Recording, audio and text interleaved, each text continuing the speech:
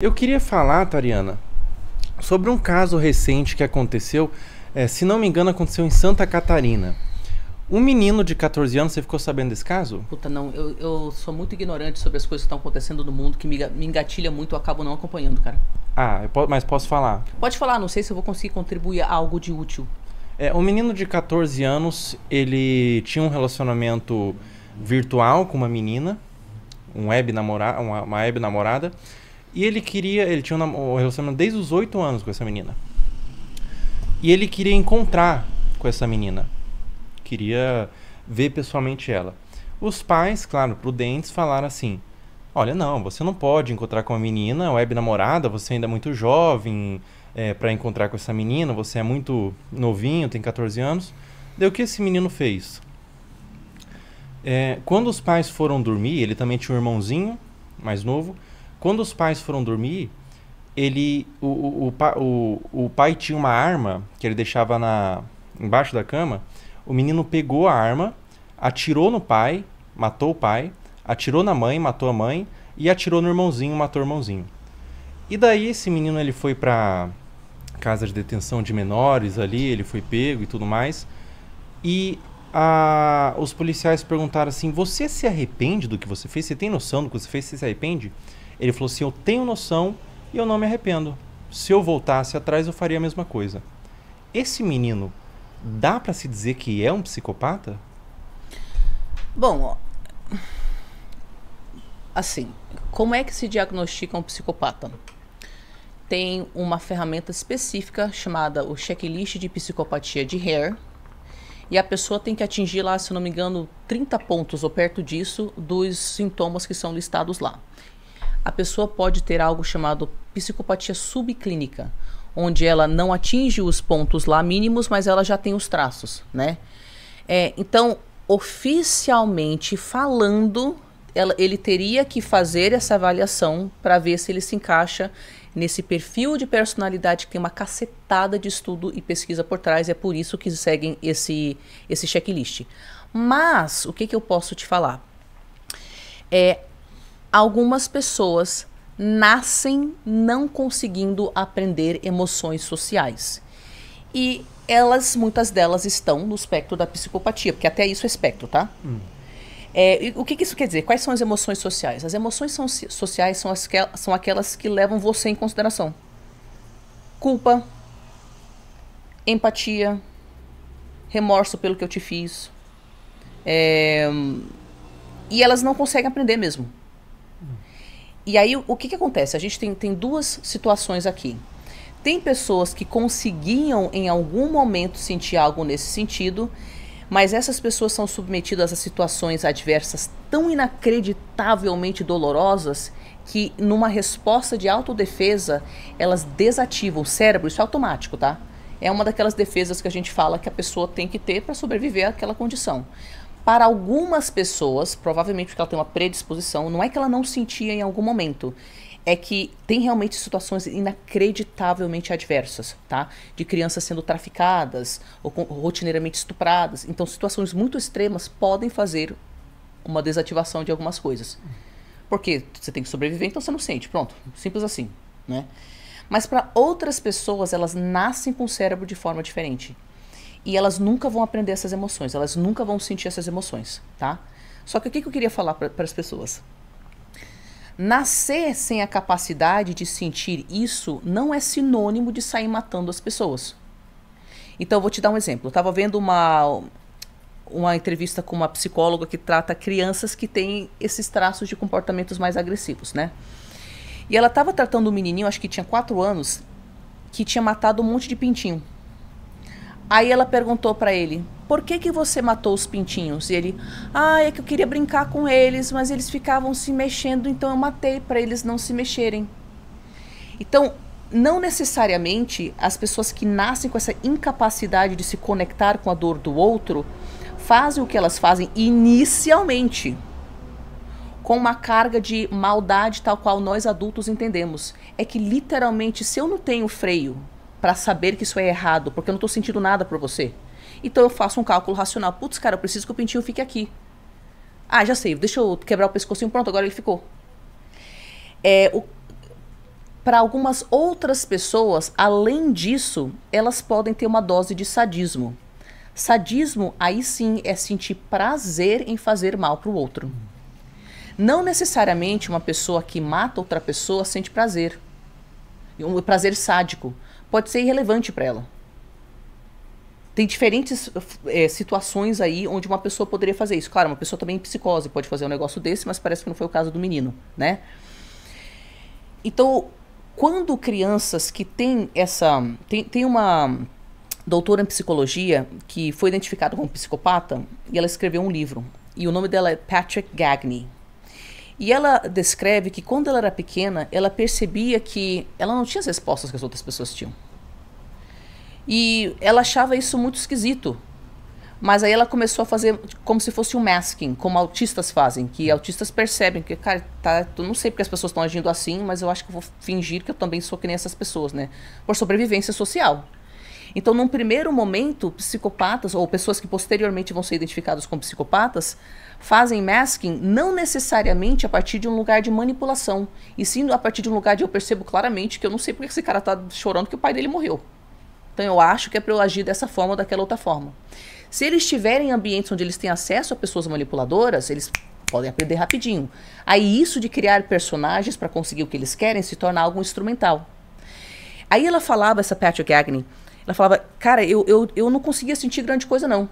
Não é que eu não sentia absolutamente nada, mas eu percebia que as pessoas rotineiramente tinham as respostas emocionais que eu não tinha essas respostas emocionais. E aí, do nada, às vezes vinha em mim, eu não conseguia identificar o que era, mas vinha um bagulho tipo, ai meu Deus, dá um soco na cara dessa menina. E ela falava que daí eu dava um soco na cara de uma menina na escola e eu não entendia por que eu tinha feito aquilo. E aí minha mãe falava, por que você fez aquilo? As pessoas perto de mim falavam, nossa, você é do mal. Mas eu não estava entendendo, é que parecia que estava acumulando dentro de mim algum tipo de tensão e eu precisava de algum jeito tirar aquilo de mim. E eu percebia que fazer essas coisas destrutivas ou contra a lei era o que tirava. Então ela começou a buscar formas de automedicar, tirar, escolher coisas erradas para tirar essa energia dentro dela, porque era também um momento onde ela sentia alguma coisa. Então ela começou a entrar na casa dos outros, quando eles não estavam lá. Ela não roubava nada, ela não fazia nada. Era só o fato de estar fazendo algo errado. E ela tinha uma rotina, tipo, de X em X semanas, ela tinha que entrar na casa de alguém, ou fazer alguma coisa contra a lei, ou contra... para ela regular esse treco dentro dela, para ela não ir para outro lado. E aí o que é interessante? Ela relata uma coisa que eu acho interessante para pessoas que possam, tipo adolescentes, que possam se identificar nesse espectro, tá? Porque ela é doutora em psicologia e ela cria conteúdos e trabalhos para pessoas como ela conseguirem se regular. Então ela fala assim, o que mudou foi quando a minha mãe entrou em depressão depois de um divórcio, porque a partir de então ela não tinha mais energia para mim. Antes daquilo, ela falava, ai, tá, Patrick, você fez isso? Tá bom, nunca minta pra mim, tá? Quando essas coisas acontecerem, converse comigo. E ela conversava de boa. Então eu chegava lá em casa e falava, mãe, eu roubei um livro. E ela me ouvia, sem julgamento, não sei o quê. Só que depois da depressão, que eu acho que ela começou a beber também, ela começou a me olhar a partir de lugar de espanto, de julgamento. E isso mudou tudo pra mim, ela fala. Porque até pessoas que estão no espectro, a maioria delas não vão crescer para ser assassinos. A maioria das pessoas que posteriormente serão identificadas como psicopatas tem traços medianos. E até eles precisam da validação dos pais. E essas coisas, como o outro... Eu já entrevistei vários antissociais.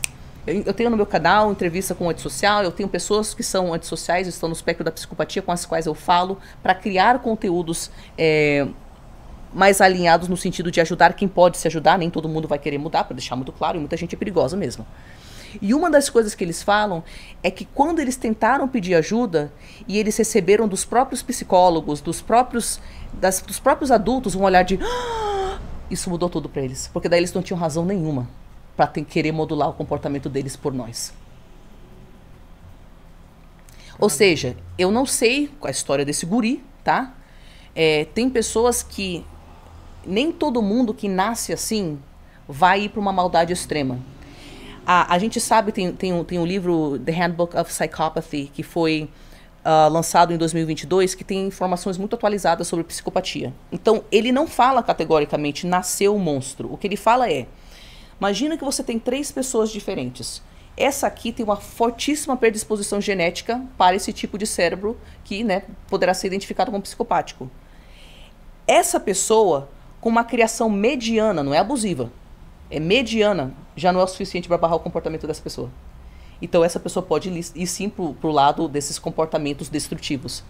Essa pessoa com pais inacreditavelmente talentosos e amorosos e num ambiente absurdamente estruturado, um bairro cheio de comunidade, pode aprender a usar essas características para a liderança, para os negócios.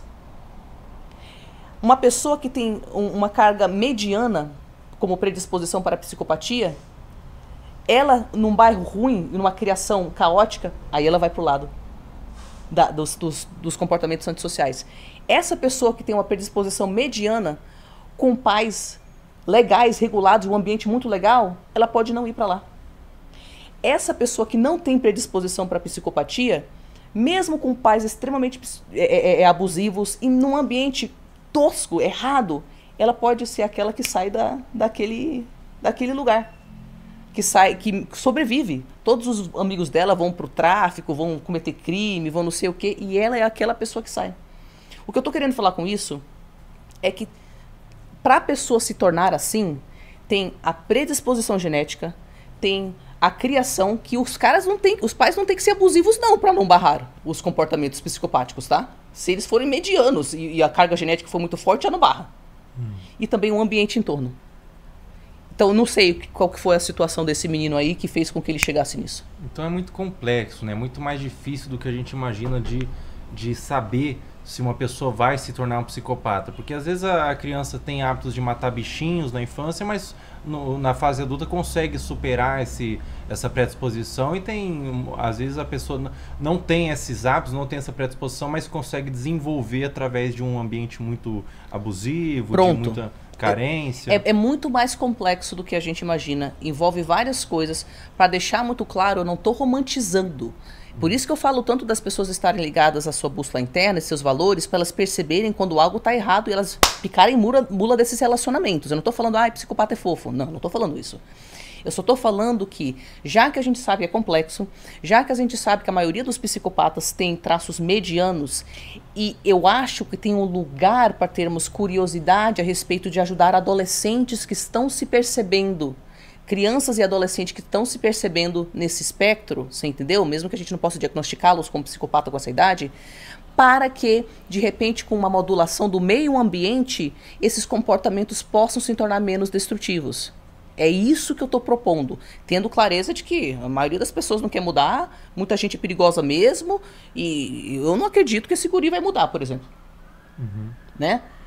Mas eu acho que como terapeuta tem um lugar para curiosidade, né? E tem uma pesquisa com jovens que foram identificados com TOD, né? O TOD é o quê? O transtorno opositor desafiador. Então, tipo assim, são coisas que precedem o diagnóstico do transtorno de personalidade antissocial, que é o que o DSM, que é uma enciclopédia de diagnósticos, prevê como estando dentro do espectro da psicopatia. Então, tem pessoas que têm comportamentos já antissociais na adolescência, que quando foram inseridas em situações onde o vínculo com outra pessoa era um vínculo extremamente saudável, de aceitação, de conversa com limite, de ensinar a pessoa, eles deixaram de ter esses sintomas na fase adulta. Olha só. Caramba. Você entendeu o que é complexo? E outros não. Outros não. Caramba, é muito mais complexo do que a gente imagina, né? Como que eu posso identificar um psicopata na minha vida? Por exemplo, como que eu posso saber se eu estou namorando com um psicopata? Como eu posso saber se um amigo que eu tenho um psicopata? Como que eu posso saber se um colega de trabalho, às vezes um cara que me feriu muito, um cara que me machucou muito e parece não sentir remorso e foi meio gratuito, como que eu posso saber se eu estou lidando com um psicopata? E a partir disso, como que eu posso prevenir de causar mais danos ao meu emocional, de estar junto de um psicopata, se eu não posso? Por exemplo, às vezes meu patrão é um psicopata. Mas às vezes é melhor você estar em outro lugar, né? Perder esse emprego, eu sei que não é uma resposta que ninguém quer ouvir, mas se você está num ambiente psicopático, ou narcisista. Tem empresas que têm cultura narcísica. Você não vai mudar isso. Então é que nem aquele negócio que eu te falei. Se você escolhe estar num relacionamento onde você sabe que as suas necessidades não serão satisfeitas, e eu sei que as pessoas não conseguem mudar isso da noite pro dia. Às vezes é uma estruturação de anos para conseguir sair de lá, tá? Mas você está escolhendo ficar nesse ambiente. E você vai sofrer as consequências de estar nesse ambiente. A gente tem poder limitado sobre o quanto a gente muda o outro. Sobre perceber o outro, por isso que eu falo constantemente para as pessoas saberem seus valores, suas necessidades, estarem antenadas na sua bússola interna. Porque a sua bússola vai falar que algo está errado. É que a gente não vai prestar atenção. Então, por exemplo, vou te dar um exemplo. Eu lido com muitas pessoas que vieram de um arsenal de relações tóxicas e elas falam, Tari, eu tenho medo de atrair mais gente tóxica. Quanto medo de atrair outro narcisista, outro psicopata, ou até outro borderline não tratado, porque um borderline não tratado também pode ser destrutivo. Pode se tratar. Como que eu posso me assegurar de não atrair? E eu falo para elas, você não controla o outro, você não controla o mundo, o tempo, quem vai brotar na sua vida. O que você controla é se você deixa essa pessoa permanecer na sua vida. Então, por exemplo, como que eu consegui me livrar de amizades tóxicas, de namorado no espectro do narcisismo, do cara psicopata que me fez descobrir minha mãe, que ele era um psicopata, que cometia crime mesmo, me contava com prazer, com euforia. Como que eu consegui tirar essas pessoas da minha vida? Eu nunca mais desvalorizei quando a minha bússola interna falou tem algo errado. E eu nunca mais deixei de ou colocar um limite ou ter uma conversa difícil com a pessoa. Porque tem gente que a gente quer dar o benefício da dúvida, porque ainda tem muita coisa no relacionamento que vale a pena. Então, se ela estiver disposta a resolver esse problema, então beleza. E tem gente que a bússola já fala, não, mano, não tem benefício da dúvida aqui não. Essa pessoa é perigosa, cara. Foge, vai pro topo da montanha. Então, se a pessoa, eu falo para as pessoas, não tenha medo de atrair isso ou aquilo. Tenha medo de desrespeitar seus sinais internos. Porque você pode atrair quem você quiser. Se você estiver conectado com os seus sinais internos, você vai aprender a colocar limite nas horas certas e você consegue se proteger. Tem um filme, que eu não lembro que filme é esse, tá? Um filme antigo, onde um cara tá pesquisando um serial killer. E ele não sabe quem é esse serial killer, mas ele suspeita que é um cara lá. E aí ele decide, quer saber, eu vou pra casa desse cara quando ele não tá lá, e eu vou ver o que tem na casa dele, eu vou ver se é ele mesmo. Aí ele tá lá no jardim do cara, e ele faz um barulho, ele acha que o cara não tá lá, e o cara tá lá. Aí o cara liga a luz do jardim, ele... E o cara, oh, todo charmoso, todo simpático. Oh, fulano, você por aqui? Que legal, cara, vem tomar um chá comigo. Aí o cara sentiu vergonha por estar no jardim dele. Algo dentro dele falou, vaza, vaza. Mas ele pensou, eu vou ter que fingir que tá tudo certo, né? Vou ter que entrar e tomar o chá. Foi lá, tomou o chá. Na próxima cena ele tava amarrado num porão lá. E o outro cara lá cheio de ferramentas pra cortar ele, pra mutilar ele. Que o cara era de fato o serial killer. E ele falou o seguinte, eu lembro que eu assisti isso quando eu era criança, eu nunca esqueci. Ele falou, como as pessoas são bestas. Você vem pra minha casa verificar se era eu mesmo o serial killer. Quando eu te convidei pra entrar aqui dentro de casa, eu sei que você sentiu, não entra, não entra, não entra. Mas as pessoas são tão bestas que elas ignoram o sinal interno delas. E agora você tá aqui. Caramba! Puxa vida, que lição, hein? Que lição. E quando o psicopata é alguém da nossa família, que não é fácil o desvínculo? Quando é uma mãe, eu sou um adolescente ali, quando é um pai, quando é o meu irmão, minha irmã, como que faz? Quando a pessoa é adolescente?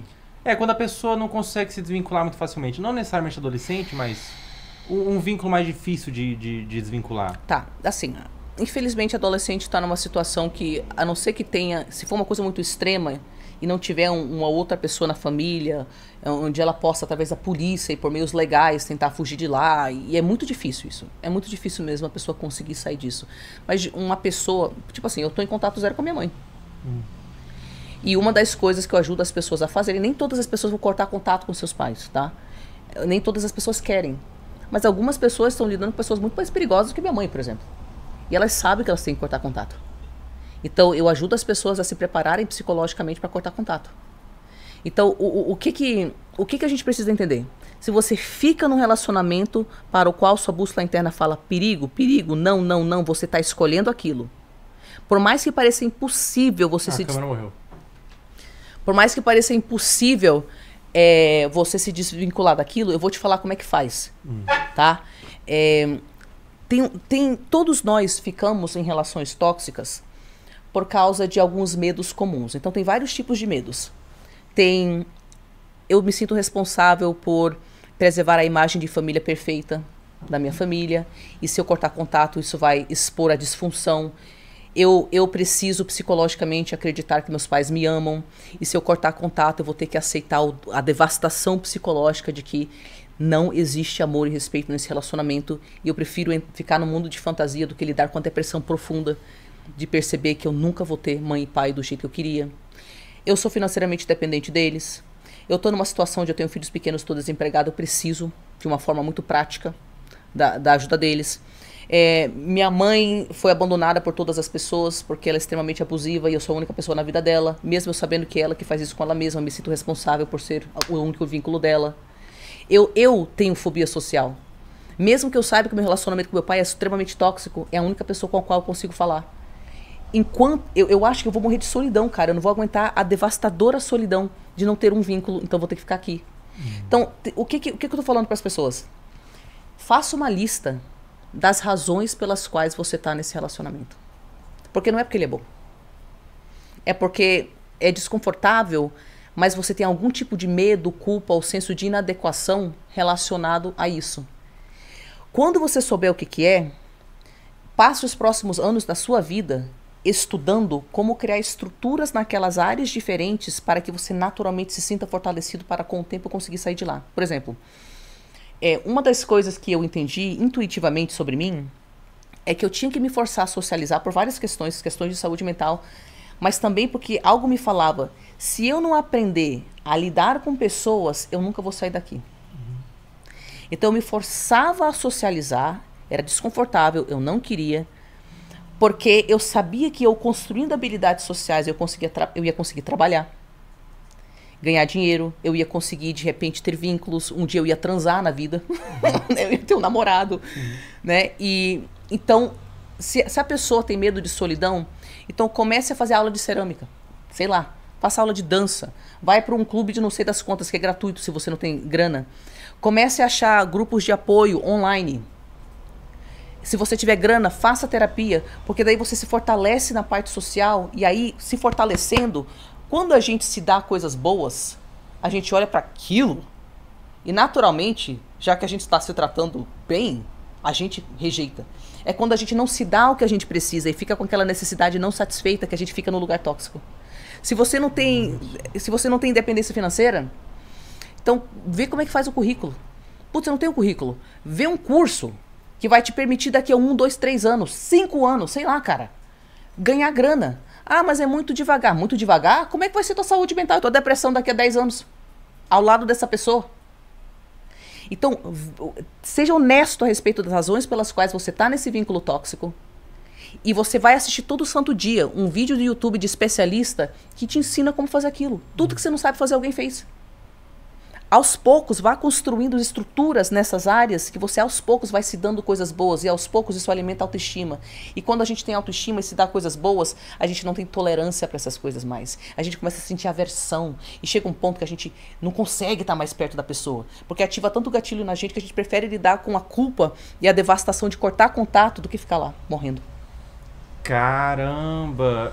Você observa os benefícios que aquele relacionamento te dá, né, para você ficar naquele relacionamento, e você busca esses benefícios fora daquele relacionamento, para você se fortalecer para aquele relacionamento, você não ser tão dependente daquele relacionamento. Exatamente. E funciona. Demora, às vezes, dependendo do que for. Eu demorei 5 anos, desde o momento que eu sabia que eu queria sair de casa, até o momento que eu tinha grana e estrutura financeira para isso. Mas foram 5 anos que mudaram a minha vida. Nunca mais voltei para casa. Por mais doloroso que seja a mudança, né, às vezes vale a pena porque você vai sucumbir naquele relacionamento, né? Exatamente. Falando sobre vícios, agora mudando completamente o assunto, eu falei muito sobre os vícios em bet, né? Um tempo atrás eu falei bastante porque muita gente mandava mensagem falando, cara, tô viciado. E aqui na live mesmo eu vi um comentário de um rapaz falando assim, pô, tô viciado em aposta, como que faz? O que você diria para alguém que tá viciado em aposta? Porque é muito viciante, né? É muito viciante. Às vezes você vai brincar um pouquinho, você é fisgado e fica viciado. O que você diria para alguém que tem esse vício? Assim, cara, por um lado, infelizmente, é o pior vício que tem. A da aposta. Fora o álcool. O álcool é o pior vício e a Não. aposta é o segundo pior vício. O álcool é a pior substância que tem. Mais do que o cigarro. Mais do que o cigarro. Mais do que o crack? Cara, A coca? a mistura com coca e álcool, aí é o ápice do pior de todos. E é muito comum. E é muito comum. Muito comum. Muito, muito comum.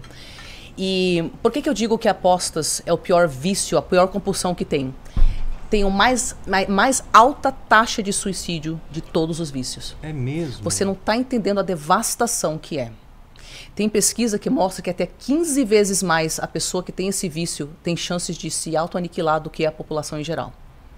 Caramba! É muito devastador. Por isso que o seu posicionamento teve uma importância que de repente até você não soubesse do quanto é importante. É o pior vício que tem.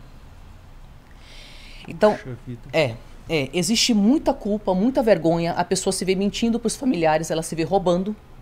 Às vezes é uma mentalidade de no próximo jogo eu vou conseguir reaver.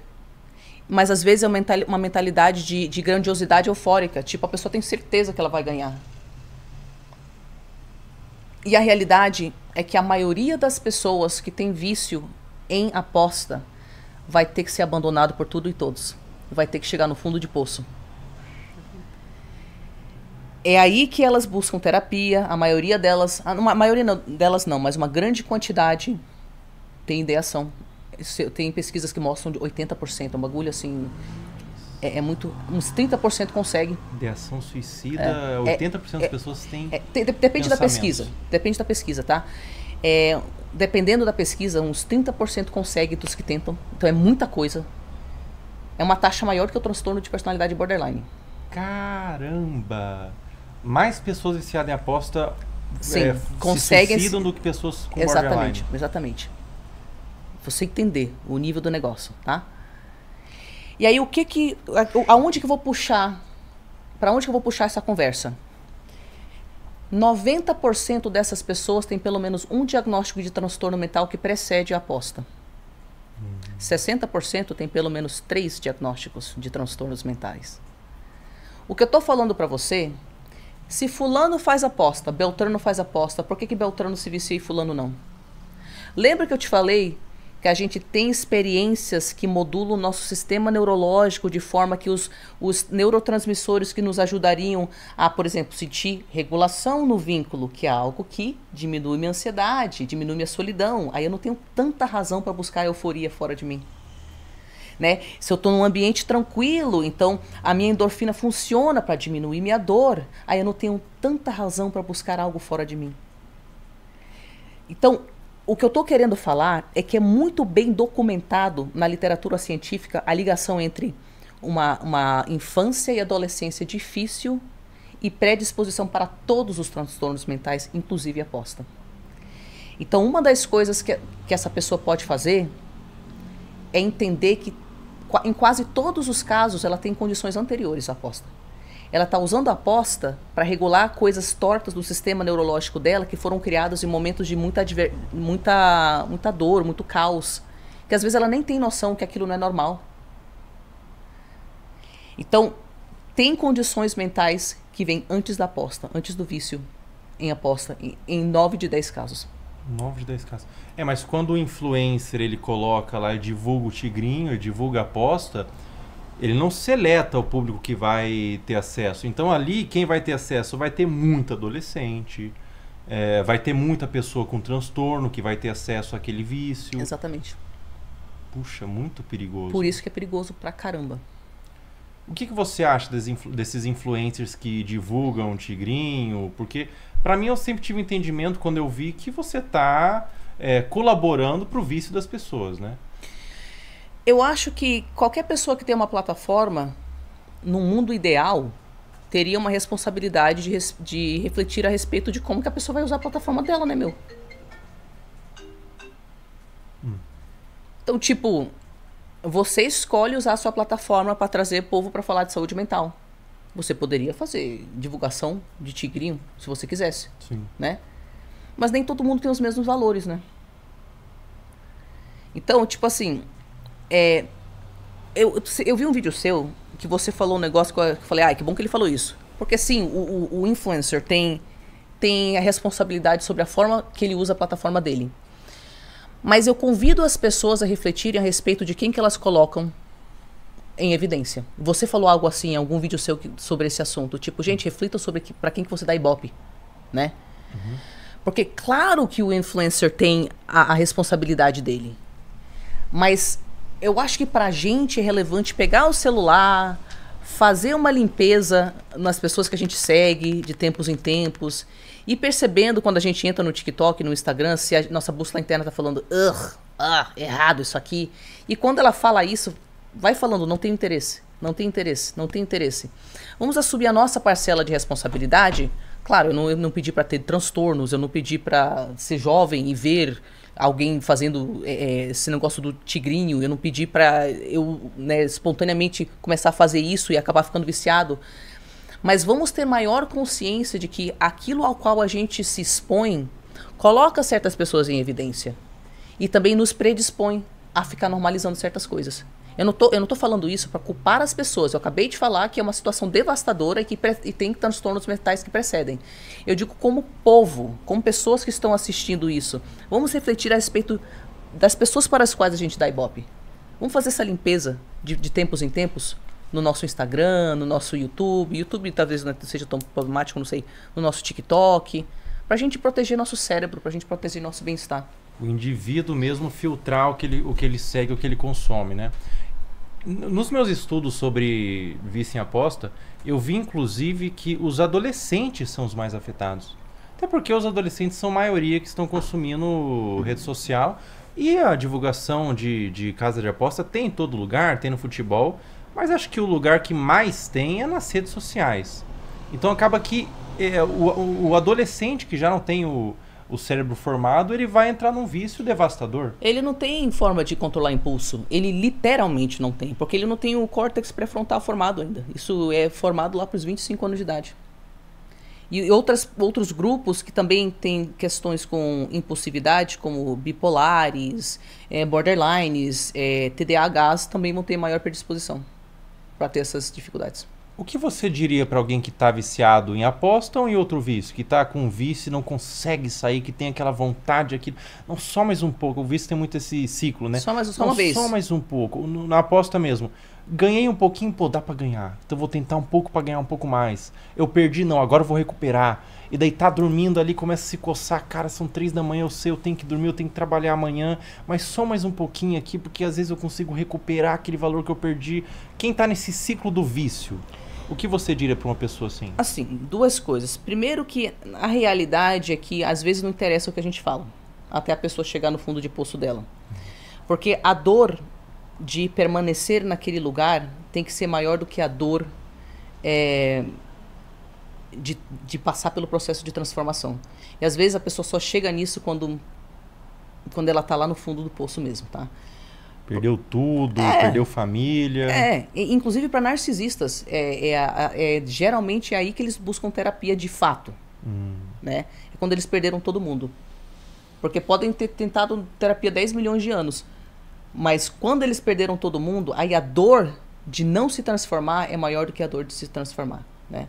Mas o que eu convido as pessoas a refletirem é o seguinte, lembra aquilo que a gente estava falando sobre, você tem os flashbacks. Esses flashbacks são as dores que reativam um trauma anterior.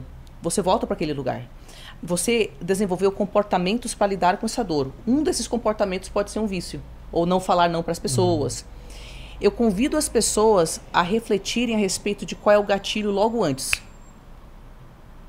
Porque tem alguma coisa emocional que é tão devastadora para você. Pode ser solidão. Pode ser vazio. Pode ser pânico. Tá? Pode ser sensação de abandono, pode ser sensação de ser inadequado, de ser uma aberração. Tem alguma emoção que com a qual você não sabe lidar. E é por isso que teu cérebro está falando, perigo, perigo, ativa aí o negócio que libera dopamina, que libera, você entendeu? Porque teu cérebro está tentando colocar alguma coisa que vai te dar aquele alívio naquele momento, mas que a longo prazo só vai te ferrar, né? Então, quanto mais a pessoa faz esse trabalho de pausar. E eu sei que, eu tô falando isso pro vento, às vezes, sabe? Dependendo de onde a pessoa estiver. Por isso que eu falo, às vezes ela vai ter que chegar no fundo de poço. Mas ela vai perceber, em algum momento, quando ela começar a se tratar, que tem um gatilho anterior. E pode chegar no momento que é qualquer coisa. Tédio. Opa. Tesão. Vou pra lá. Mas tem alguma emoção que provavelmente foi o início de alguma coisa, um pânico. Eu fumava muita maconha, antigamente. Maconha. Hoje eu tô sóbria, mas quando eu percebi qual que era o gatilho anterior, sempre tinha um gatilho anterior. E o gatilho é quando eu sentia pânico. Eu começava a catastrofizar e meu nível de ansiedade aumentava para um pico que eu pensava, meu Deus, eu não vou aguentar, não vou aguentar. E era num período onde eu tinha cortado contato com a minha mãe, eu não tinha mãe nem pai, nem amigos, nem contato com as minhas irmãs, então eu me sentia absolutamente sozinha no mundo e eu prometi para mim mesma que eu nunca ia voltar para casa, então se eu precisasse dormir na rua eu ia fazer isso. Então aquilo gerava tanta ansiedade dentro de mim que algo dentro do meu cérebro falava, tá bom, vai lá. Porque o nível de pânico que eu sentia ativava a necessidade de ter esse conforto. Então, explore o que é isso que vem antes do gatilho. Os vícios, ele vem de um sentimento, de uma carência que você tem, né? Um sentimento, às vezes, de estresse e tudo mais, né? Ou o próprio gatilho, ele é formado das mais variadas coisas. Eu tava lendo um livro sobre isso, que às vezes tinha um rapaz que quando ele passava na parte do mercado que era de produto de limpeza, ele tinha vontade de beber. Daí foi investigar por quê. Como assim? Você passa no produto de limpeza e tem vontade de beber? Daí ficou sabendo que no fumódromo da empresa dele sempre estavam borrifando o produto de de limpeza, e ele sentia o cheiro, e quando ele sentia o cheiro ele estava fumando. Então às vezes a ligação é muito abstrata, você tem que se investigar. Pois é. O Gustavo Sketch, por exemplo. Você conhece o Gustavo Sketch? Não, cara. O Gustavo Sketch, ele tem fetiche em fezes. E isso ocasionou muitas coisas ruins na vida dele, né? Ele era ator do Turma da Mônica e tatuou fezes no corpo, tudo mais. Ele abraçou as fezes, né? Literalmente, tudo mais. E daí ele fala assim que como que surgiu o vício em fezes dele. Ele estava se defecando no banheiro, isso é por estudo clínico, né? Estudo psiquiátrico e tudo mais. Ele estava defecando e daí ele foi se masturbar. Ele chamava de caganheta. E daí nesse momento, enquanto ele estava sentindo o cheiro das fezes e se masturbando, ele associou as fezes com a masturbação, as fezes com o desejo sexual. E daí depois disso ele se afundou completamente nas fezes. Literalmente e abstratamente também, porque ele perdeu a carreira dele de ator com as fezes, mas ele abraçou mesmo a parada. Hoje ele vende livro de fezes, livro ensinando até a comer fezes. Não, ele fala que não come fezes, ele fala que ele põe na boca, mastiga e gospe. E daí ele teve toda essa relação com fezes, né? Gustavo Sketch, cara, que doideira. E daí como que funciona a associação mesmo, né? Do hábito. Associação, tem uma associação muito aí. Abstrato, né? E cada pessoa tem seu rolê. Tem o seu jeito de funcionar, a sua associação. Então, veja como você funciona. Qual é o seu gatilho, qual é a associação que você faz. Pois é, cara. Pois é, né? Vamos pros donates? Vamos pros donates. Roda uns donates aí que o pessoal quer conversar, quer perguntar. Tá gostando da conversa? Tô gostando, achei os assuntos bem importantes, legal. É mesmo? Gostou de vir? Gostei. Obrigado por ter vindo, viu? Obrigado por ter vindo conversar um pouquinho comigo. É muito importante a gente passar alguns assuntos, né, pra rapaziadinha aí que tá assistindo. Cadê? Roda uns donates aí pra doutora. Anônimo mandou R$10. Doutora, qual o seu conselho para uma pessoa que se deu conta que está em um relacionamento abusivo, psicológico e financeiro? São 16 anos juntos e há 2 meses que me comecei a perceber que estou nessa. Olha, além daquilo que a gente já falou, de descobrir exatamente as razões que você está nesse relacionamento, porque alguma coisa ainda está servindo, nem que seja de forma torta. Tipo, você tem medo de abandono, você acha que você não vai conseguir coisa melhor. Você tem filhos e você acha que manter uma imagem de a família unida é melhor para seus filhos. Sei lá, eu não sei o que é. Além disso, assista todos os dias. Vídeos a respeito de relacionamentos tóxicos. Porque quando a gente está num relacionamento tóxico, a gente perde contato com a nossa bússola interna, com a nossa parte sábia. E aí a gente acredita no que a outra pessoa fala. Então, quando a gente tem todo dia uma dose de sanidade de alguém que é especialista nessa condição, em relações tóxicas, a gente se reconecta com essa parte. E aí a gente passa a fortalecer essa parte. E ela passa a falar mais alto dentro da nossa personalidade. Faça uma lista de todas as razões pelas quais você quer sair desse relacionamento tóxico. E olhe para essa lista todos os dias, porque relacionamento tóxico confunde. Porque normalmente tem momento bom também, não é só momento ruim. Então a gente fica lá, que nem o pessoal que faz aposta mesmo, que fica nas máquinas de níqueis lá, que fica esperando quando a pessoa vai ganhar, né? Então da mesma forma, quando a gente está num relacionamento tóxico, a gente fica esperando os momentos bons. Então a gente esquece que aquilo é uma destruição total. Faça uma lista de todas as coisas que você vai conseguir quando você tiver a força de sair desse relacionamento. Autoestima, de repente você volta para a faculdade, seus filhos têm um exemplo bom, sei lá, não sei o que é. E toda santa hora vai se conectando com isso. Além daquilo que eu falei de veja lá quais são as áreas que estão te servindo nessa relação e crie suas próprias estruturas para você naturalmente chegar no ponto que você não tolera mais isso. Racionalizar a situação, Tem né? que ser, cara.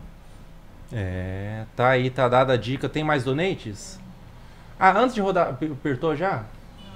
Eu queria perguntar uma coisa pra doutora. O Super Xandão veio aqui recentemente, e o Super Xandão, ele é um rapaz que produz conteúdo e ele é terraplanista. Ele acredita que a Terra é plana. Como você acha como funciona o cérebro do terraplanista? O que faz a pessoa acreditar que a Terra é um prato com um domo de vidro? Ele falava que os satélites tinham motores, falou dos balontélites, né? Um abraço pro Xandão, um beijão pra você, mas eu preciso perguntar pra entender, né? Um cara querido, muito querido, assim, mas ele acredita na Terra plana. Como que a pessoa ela vai pra Terra plana? Eu não consigo te falar sobre isso, que eu não conheço sobre isso, mas eu consigo te falar o seguinte. Tudo que a pessoa faz é numa tentativa de satisfazer alguma necessidade dela. Então pode ser várias coisas. Às vezes ele achou algo relevante para ele emocionalmente no grupo de pessoas que acreditam nisso. Você entendeu? Às vezes ele tem pelo amor de Deus, eu não conheço esse cara, então não tô falando que seja isso. Tô dando, né? Às vezes ele tem uma condição psicótica, onde ele realmente desconecta da realidade, ele passa a acreditar coisas que não tem nada a ver com a realidade, né? Então, se não for uma condição psicótica, alguma coisa nessa experiência de acreditar nisso satisfaz alguma coisa que ele precisa satisfazer dentro dele. E aí eu não sei o que é isso. Puxa vida, são várias, às vezes um desejo de pertencer à tribo pois ali, né? Exatamente. Às vezes ele achou alguma coisa nesse grupo. Ele achou uma identidade, às vezes ele tinha uma mente caótica e esse jeito de pensar, uma ideologia pronta, dá para uma pessoa o que pensar. Isso alivia estresse e ansiedade. Então às vezes faz bem para você ter uma crença, assim, uma ideologia, uma coisa de terra plana. Pronto, às vezes você não tem um senso de identidade forte, o grupo te dá.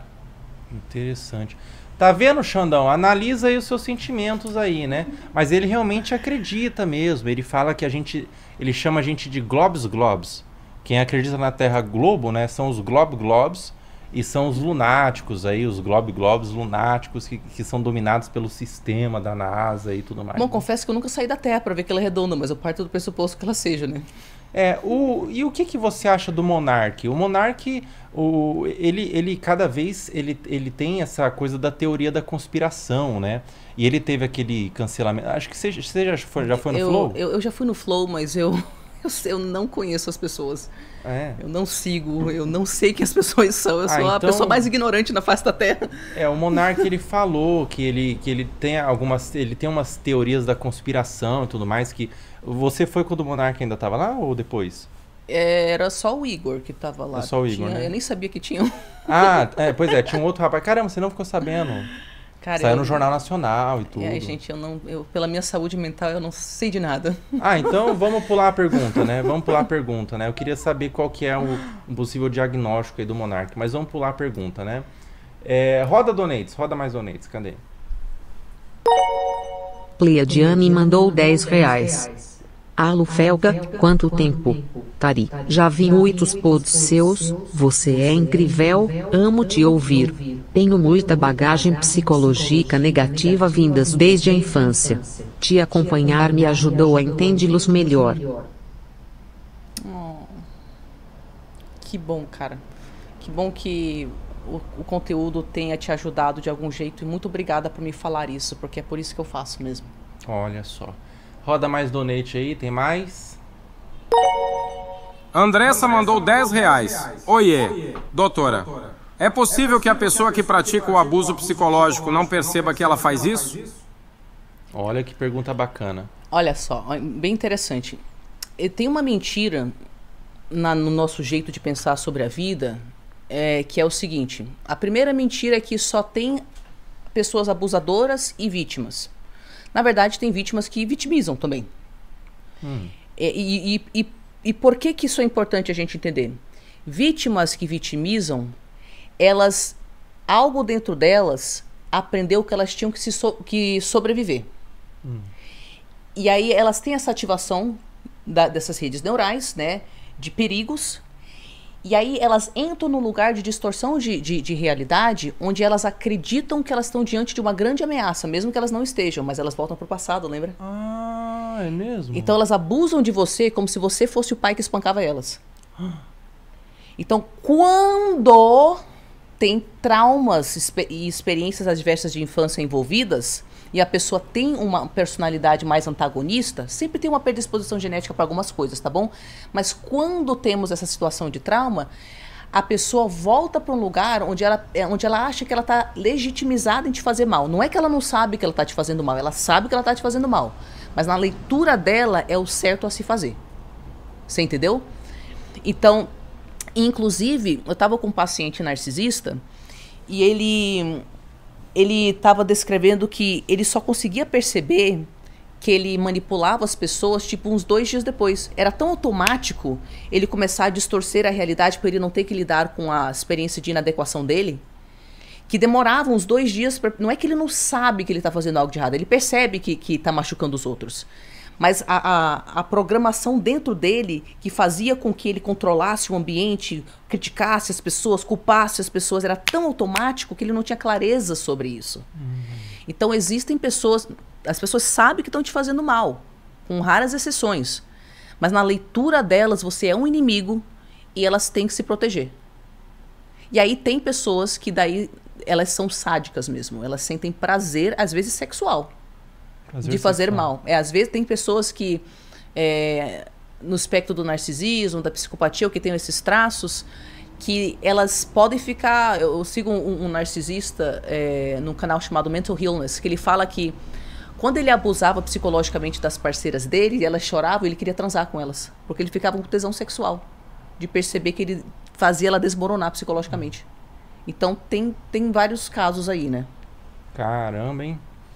Às vezes a pessoa não é algo sexual, mas ele tem uma relação sexual com a maldade que causa no próximo. Sim.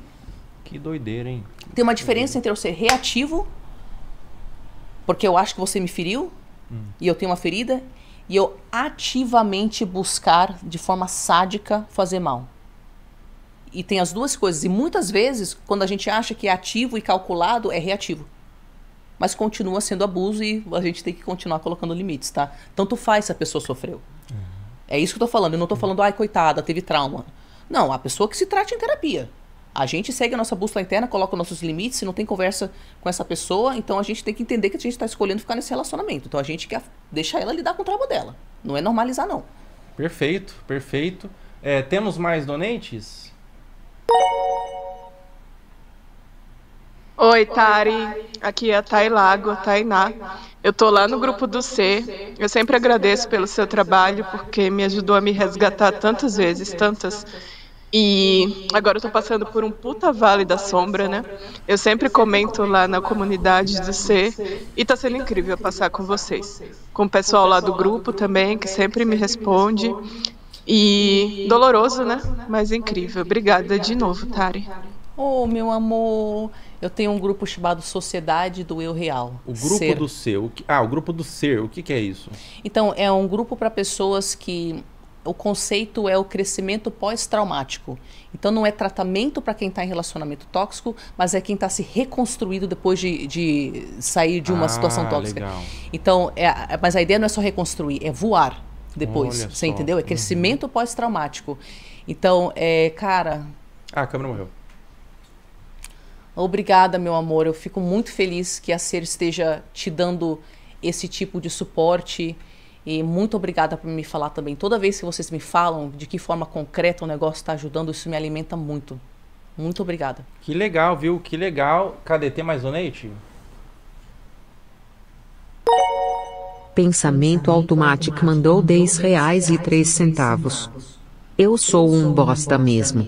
Em algumas situações de preguiça ou deprimido me vem à mente como desmontar essa ideia.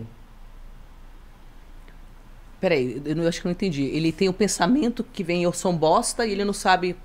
Ah, Em não. situações de preguiça ou deprimido me vem à mente essa frase. Ah, Que quando ele desmonta tá... essa ideia. Uma pessoa que quando está em pensamentos deprimidos, né, tá estagnado, se sente um bosta. Pensa, eu sou um bosta. O que você diria pra ela? Tá, então assim, eu não sei se ele tá em terapia, eu sei que isso é uma coisa meio aleatória de se falar, né, raso, mas é porque quando a gente tá com a pessoa certa, um terapeuta certo, ele vai criar um espaço de muito amor e compaixão, e isso tem um efeito curativo. Mas fora o terapeuta, o que você pode fazer? Lembra que eu te falei que quando a gente volta para o lugar de dor, nada mais é do que redes neurais antigas onde a gente estava sofrendo sendo reativadas e a gente volta para aquele lugar? Isso inclui se achar um bosta. Olha. Então, essencialmente, a gente tem que construir dentro da gente uma voz sábia, que é o seguinte: não vai brotar espontaneamente uma voz que fala a coisa certa dentro de você, mas imagine se você tivesse uma pessoa que te ama profundamente dentro da tua cabeça, que não desiste de você em nenhum único momento, 24 horas por dia. É a pessoa com a qual você pode contar para os piores momentos. Não ficaria mais fácil a vida? Então, brota esse pensamento, eu sou um bosta. Cara, isso aí é só você lembrando não sei o quê. Olha o quanto você tem sobrevivido. Olha quanta coisa você está conseguindo. Eu quero que você veja essas 3 coisas que você conseguiu só hoje. Você não é bosta não, você é importante. Você é importante para fulana, para beltrana. Eu acredito em você. Só que a gente tem que criar essa voz interna. Nós temos que treinar ser esse terapeuta interno. Parece balela porque a gente não acredita que ficar se falando coisas vai fazer diferença. Mas faz diferença porque você já tem vozes na sua cabeça. Você está construindo uma outra que tem a capacidade de responder com compaixão e amor a todas essas vozes. Uma hora, você não vai ter que fazer um esforço tão fenomenal para se conectar com essa parte sábia dentro de você. Uma hora vai brotar a frase, eu sou um bosta, e sem você fazer nenhum esforço, porque você já treinou isso, a voz vai brotar. O caralho.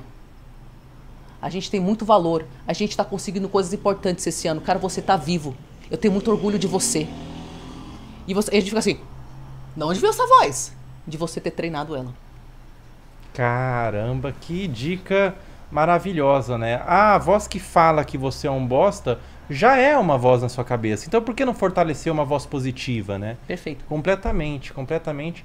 Temos mais... Peraí que o Vande tá me ligando aqui, peraí. O Vande tá ligando... Bom... O Vande é um funcionário, ele trabalha pra mim aí, né? Oi, Vande. Alô? Oi. Alô? Alô, tá ouvindo? Alô? Oi, o que você tá ligando? Queria fazer uma pergunta pra convidada. Tá. Pode perguntar. Oi, tudo bom? Tudo bom? Eu vi que na live você falou mais cedo sobre passar pelo processo de luto. Eu queria fazer uma pergunta em relação a isso, porque eu acho que quando uma pessoa passa por uma separação em relação a qualquer coisa, relacionamento, amizade, trabalho, a pessoa está passando por um processo de luto. Mas eu acho que o luto de morte é diferente do processo de separação, porque na morte não tem a possibilidade de retorno. enquanto que um luto de separação, de você estar se desvinculando de outra pessoa, sempre vem aquele sentimento de querer voltar atrás. Eu queria saber, a partir de você, como que faz para que se passe por esse processo de luto de uma forma que você, pelo menos, consiga ir passar por todas as fases sem ficar com essa dor na cabeça e no coração de pensar que poderia ser diferente, que poderia voltar atrás. Então, olha só, eu não sei o contexto direito aí, tá? Mas eu vou responder o que eu entendi. Eu entendi que você anseia, às vezes, por voltar atrás, dar mais uma chance, vai que pudesse melhorar. Eu entendi corretamente? Às vezes sim. Tá. Então é o seguinte, cara. Lembra que eu falei que tudo que a gente faz é na tentativa de satisfazer alguma necessidade não satisfeita? Então, o que acontece? Tem uma parte sua e que é uma parte que sente dor. Ela pode sentir dor de abandono, ela pode se sentir inadequada, ela pode sentir profunda solidão, ela carrega um fardo emocional. E ela tem uma crença de que nesse lugar, nesse relacionamento, essa dor vai ser aliviada. Agora eu deixo te fazer uma pergunta sem você me revelar exatamente detalhes. De 0 a 10, o quanto essa dor que você tem pode ser aliviada nesse relacionamento? É racional? 5. 5, ok. Baseado no quê? A pessoa age de forma concreta e saudável a satisfazer essa necessidade? Ou 5 porque você não quer assumir que, na verdade, não tem nenhuma chance porque isso é muito devastador? Eu acho que a pessoa pode sim assumir essa... Eu não quero falar responsabilidade, mas os dois podem assumir uma responsabilidade de comunicação e tentar fazer dar certo, só que ao mesmo tempo eu não coloco 10 porque às vezes eu sinto que a pessoa me odeia e que a pessoa, na verdade, quer um afastamento porque não quer mais ter vínculos e quer ter uma espécie de separação total. E por mais que eu pense assim, que dê para mudar, parece que as tentativas elas não contemplam a vontade recíproca. Então, e aí gera e aí pode gerar uma certa culpa. Eu acho que talvez eu acho assim que eu me sinto odiado porque é como se a outra pessoa se sentisse cobrada, mesmo que eu não estivesse cobrando. E eu não pudesse trazer esse conforto. É uma coisa assim de que eu não sei lidar. E eu tô tentando ter essa questão do afastamento. Mas sempre vem esse viés e se fosse diferente? Tá, olha só. Quando essa dor que você tá carregando, que eu não sei se é solidão, se é abandono, rejeição, não sei o que é, tá? Quando essa dor está muito grande, sempre tem um comportamento associado para aliviar a dor. A gente falou sobre vários exemplos disso aqui. Um dos comportamentos é entrar no mundo de fantasia. Quando a gente entra no mundo de fantasia, a gente rejeita as evidências da realidade. E a gente fica pensando, é que nem quando uma criança precisa idealizar seus pais abusivos, porque para ela é muito devastador perceber que ela é pequena e os pais não podem cuidar dela. Então ela entra no mundo de, não, meus pais me amam.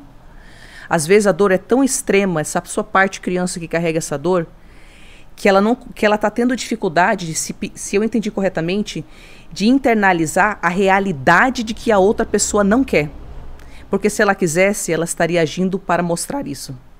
A única coisa que é concreta e que salva o relacionamento são comportamentos concretos duradouros que se estabelecem a longo prazo. A única forma da gente sentir confiança no parceiro é o comportamento dele ser tão previsível no sentido de satisfazer nossas necessidades que o nosso sistema neurológico se acalma naturalmente de tão previsível que é. Se você tem uma expectativa e ela age de outra forma, é porque não há confiança. Porque não tem comportamento concreto duradouro que esteja mostrando isso. E isso dói tanto que você está indo para o mundo de fantasia. que poderia acontecer, poderia não sei o quê. Vou te fazer uma pergunta, cara. Como é que é ficar voltando para um lugar onde você sofre rejeição? O que isso faz com essa dor que você carrega? Melhor ou pior?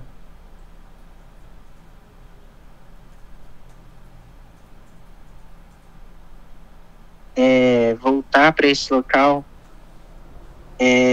às vezes, é tentar ocupar algum espaço diferente. A cada rejeição de espaço, você tenta ocupar um outro espaço, um outro espaço, um outro espaço. Só que daí você sente que não tem mais espaço. E isso não aumenta a tua dor? Aumenta um pouquinho. Quando a gente insiste onde a gente não é bem-vindo, a gente recebe uma confirmação de que a gente é um bosta. Mesmo que não esteja isso que a pessoa esteja falando, é isso que reativa na nossa cabeça, cara. Porque você está insistindo onde claramente não há reciprocidade. Então é óbvio que isso vai ser uma faca na sua alma toda santa vez. A voz mais sábia que existe dentro de você. Agora, dá um passo longe dessa parte sua que sofre. Te conecta com esse teu eu do futuro que já superou isso. Aquela parte sábia que eu falo que todo mundo tem, mas a gente tem que fazer esforço. Tem que se regular e se perguntar para a parte que mais te ama dentro de você. Que é a parte que é mais inteligente dentro de você. O que ela tem a te falar sobre isso? Eu não sei. Então, cara, faça esse exercício. Faça algo para te regular. Sei lá, vai tomar um banho, vai ouvir uma música, vai escrever, não sei. Faça algo que te regula. Fique em silêncio e pergunta qual é a voz mais sábia que tem dentro de você, que por trás de todas essas vozes, ela já sabe o que você tem que fazer com relação a essa situação. E aí você segue ela. E eu sei que não é fácil, tá? Mas você não tá ouvindo ela porque você tá no mundo de fantasia. Você tem que... E você tá no mundo de fantasia porque a dor é grande. Então, para não entrar no mundo de fantasia, você tem que estar no aqui e no agora. Porque a dor só quer dizer reativação neural. E aí você desativa isso, estando no aqui e no agora. Vai fazer uma coisa concreta, toca gelo, sei lá. Faz alguma coisa concreta, te coloca no chão gelado e pergunta. Parte mais sábia dentro de mim. Porque tem, é que você só não está conectado com ela. O que você já sabe sobre essa situação? Alguma coisa ela já sabe.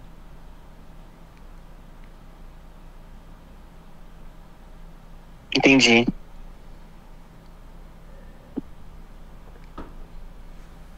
Bom, tá bom. Ô Vandi, tá, obrigado, viu? Tchau. Hã? Tchau. Tá bom. Se você quiser fazer terapia, eu tô em live com a terapeuta respondendo as pessoas aqui, respondendo coisas importantes. Se você quiser fazer terapia, você contrate um terapeuta, viu? E não venha atrapalhar minha live, pode ser? Desculpa. Maravilha. Obrigado, viu? Obrigado, querido. O Vandi todo dia ele me liga falando que ele não quer trabalhar mais. Ele tá passando por algo difícil, né? Não, ele fala que ele não quer trabalhar porque ele quer comer cachorro quente.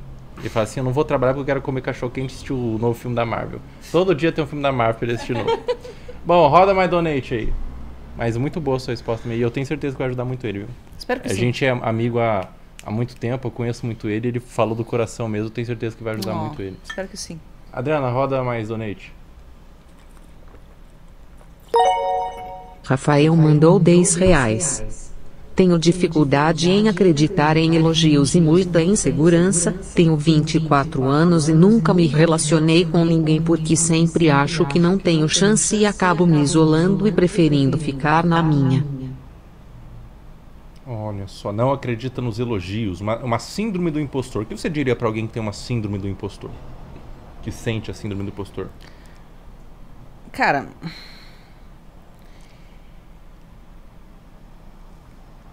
eu sei que isso aqui tá ficando repetitivo, mas eu quero que seja repetitivo mesmo, porque eu quero que as pessoas saiam daqui com uma mensagem. Toda vez que a gente está se identificando com uma dessas vozes, a gente não está no agora, e a gente não está conectado com essa voz mais sábia. E aí, se você... vou te dar um exercício, tá? Quando você começa a pensar em si e vem essas críticas, que não é possível que o outro esteja vendo isso em mim, pausa e você se valida. Tudo isso é o mesmo exercício que eu estou dando para as pessoas.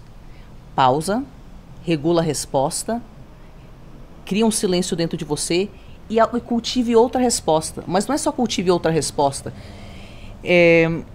Não é só cultivar outra resposta que fale coisas boas para você. É você começar a perceber quais são as coisas que chamam sua atenção que você anda ignorando. Por exemplo, de repente algo dentro de você fala para você escrever música, ir para academia, fazer um curso, e você não está fazendo isso. E esses desejos que tem dentro de nós são a nossa parte mais sábia falando, você não está a fim de sentir confiança, caramba? Você não está a fim de se sentir incrível? Vá satisfazer essas suas necessidades. E aí a gente não satisfaz e a gente não tem a experiência concreta de perceber como é que a gente se sente fazendo as coisas. É o que aconteceu com meu marido, quando ele começou a falar, não, peraí, tá, o que existe dentro de mim? Ah, nossa, parece que eu sou bom em treinar. Não, então eu vou treinar todo dia. Ah, nossa, parece que tá tudo bem eu ser artístico, não sei o quê. Ah, então vou fazer aula de dança. Aí a pessoa passa a ver as características que existem dentro dela, que são lindas. E ela passa ativamente a nutrir e ela passa a construir confiança. Olha só, você desenvolveu você começar a ouvir a sua voz, né? Tem uma pessoa que fala isso, que é o Gaules. O Gaules é um streamer que ele fala muito de que o que mudou a vida dele, ele começou a fazer stream quando ele estava numa depressão severa. Ele diz assim, o que mudou a minha vida foi quando eu sempre soube que tinha uma voz interna falando o que tem que ser feito. Cara, você tem que fazer isso. Você tem que comer saudável, faz bem. Você tem que fazer academia, você tem que fazer corrida. Você tem que trabalhar no que você ama. Você tem que fazer, no caso dele era fazer stream. Hoje ele é um dos maiores streamers do Brasil. Você tem que fazer stream. E ele não seguia essa voz. Ele falou assim, cara, a partir de agora, eu nunca mais vou negar essa minha voz. Sempre que ela vier mandando uma ordem, mandando um conselho, eu vou começar a ouvi-la. E daí ele começou, olha, agora eu acho que você tem que abrir uma stream. Ele abriu uma stream. Daí ele tava fazendo stream por 1, 2, 3, 4 horas, a voz ficava continua fazendo, porque tá legal, porque tá ajudando você, tá ajudando as pessoas, continua, e ele ia ouvindo a voz. Ele chegava a fazer stream de 30 horas.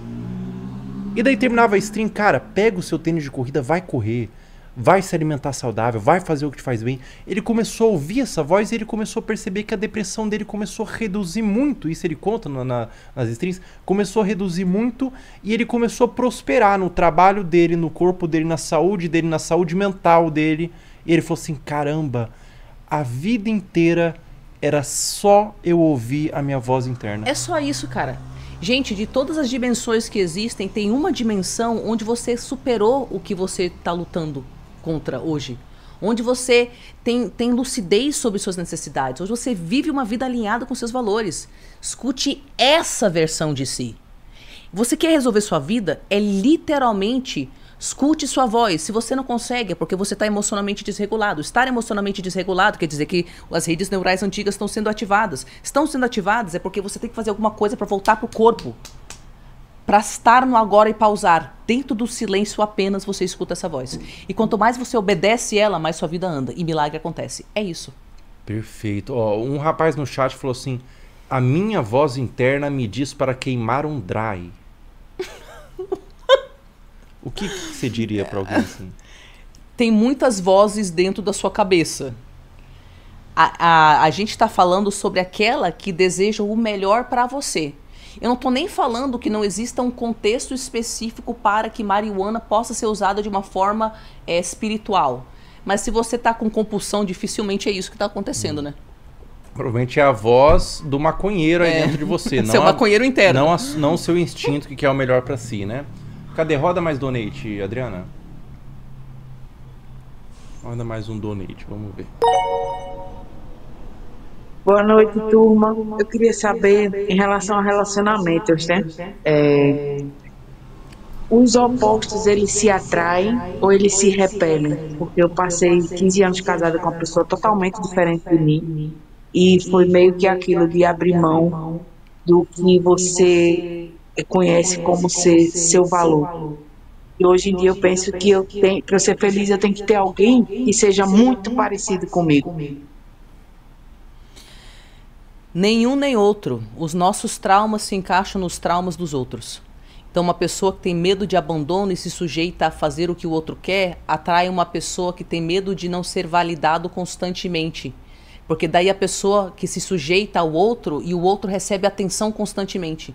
O meu trauma se encaixa no teu. Então, quando você estava nesse relacionamento, algo dentro de uma dinâmica, isso se chama química esquemática. É uma literal química que dá quando você está perto de uma pessoa que reativa as redes neurais. E, normalmente, redes neurais que tem a ver com algo que é familiar para você, que você associou a vínculo e amor. Então, às vezes, o que é familiar é você abrir mão das suas necessidades. Às vezes, o que é familiar é você só pensar no outro. Às vezes, o que é familiar é estar em constante caos, brigando constantemente. É a associação que o seu cérebro fez com o tal do vínculo. Eu não falei que às vezes o que a gente experimenta no vínculo não é a ocitocina, e sim a noradrenalina e o cortisol? Então quando você estava nesse relacionamento, quando você pensava em vínculo, brotavam as coisas que lhe eram familiares para o seu sistema neurológico. Então isso causa uma química, uma atração, inclusive sexual. E conforme você trata essas questões dentro de você, você passa a sentir atração sexual por outros perfis de pessoas. Olha só, então tudo tem a ver com uma autoobservação, né? O que faz você estar nesse relacionamento? O que faz você se atrair por essa pessoa? Muito interessante, né? Temos mais donates? Roda mais donates pra gente ver. Tem os superchats depois que a gente pode ler também, que o pessoal tá pedindo aqui. Joana mandou R$10. Boa noite. Estou no processo de desmame do antidepressivo com acompanhamento médico e terapia. Tem alguma dica para lidar com esse período? Fico com medo de não saber lidar. Como lido com os altos e baixos? Além daquilo que a gente falou sobre crie sistemas na sua vida que são rotinas. Não precisa acreditar na sua motivação de saber o que fazer no momento certo. Mas se você descobrir quais são aquelas coisas, se é o treino, se é a aula de dança, se é fazer a aula de cerâmica, seja lá o que for, essas rotinas mesmo. Se você identificar quais são as coisas que te trazem bem-estar e maior regulação, e às vezes é coisa simples, tá? Dorme numa hora decente. Dormiu tarde demais, desregulou tudo. Piorou todos os sintomas que você está sentindo. E faça a rotina. E também lembre que a pessoa que consegue o que ela quer na vida é aquela que consegue adiar a gratificação imediata. Isso é outra forma de falar. Dê um passo para trás e entenda que emoções e desconfortos são só temporários. Você vai sentir. Se você não se identificar com esses estados que podem levar você a fazer alguma coisa autodestrutivo, se você entender, eu estou passando... É que nem quando você para de usar uma droga também. Você passa por sintomas de abstinência, né? Se você tiver aquela voz à distância falando, eu estou passando por um processo, isso vai demorar algumas semanas, eu vou aguentar o desconforto. Gente, a gente tem que aprender a aguentar desconforto, sacando que aquilo faz parte de um processo maior. Então, veja as suas rotinas, acredite no sistema e na rotina mais do que na sua motivação. Banque essa dor. Banque essa dor falando, é normal. O fato de que eu estou sentindo isso não quer dizer que eu tenho que fazer aquilo outro. É isso mesmo. Banca a dor. Você foi feita para atravessar essa dor. Você consegue. E preencha a sua vida de coisas que te dão recompensas positivas. Perfeito. Nem sempre a dor aponta pro negativo, né? Às vezes a dor tá apontando pro positivo. Às vezes você tem que enfrentar essa dor mesmo, né? Pois é. Cadê? Temos mais donates? Adriana, passa o donate e pega uma... Ana Luísa mandou R$10. Tenho um vício horrível em criar cenários falsos na minha mente e eu vivo neles. Atrapalha meu foco e às vezes não consigo dormir. Como posso sair desse vício? Gatinha, tem algo na realidade que tá desconfortável para você, então você vai para esse lugar de fantasia. Lembra que eu te falei que é mais um mecanismo de defesa para a gente lidar com algo no nosso dia a dia que a gente não consegue lidar? Então, assim, esses cenários que você cria na sua cabeça são coisas, tipo, catastróficas, negativas, que você fica ruminando, ou são coisas que substituem a sua vida real? Tipo, a minha vida tá uma bosta, então na minha cabeça eu namoro um coreano lindo. Você entendeu? Sim. Porque se forem devaneios onde você tá vivendo uma vida paralela na sua cabeça, é porque nesse devaneio você está conseguindo sentir coisas que você gostaria de sentir na sua vida real. Aí a pergunta é, como que eu posso construir uma vida real tão interessante que eu não preciso do devaneio? Porque isso aí se torna compulsivo mesmo, a ponto da gente não conseguir... Se eu entendi o que ela está falando, eu tive esse devaneio excessivo, que eu ficava horas vivendo uma vida paralela na minha cabeça. E eu não sei se é seu caso, eu não sei se eu entendi corretamente o que você falou, mas muitas vezes tá ligado a isolamento social.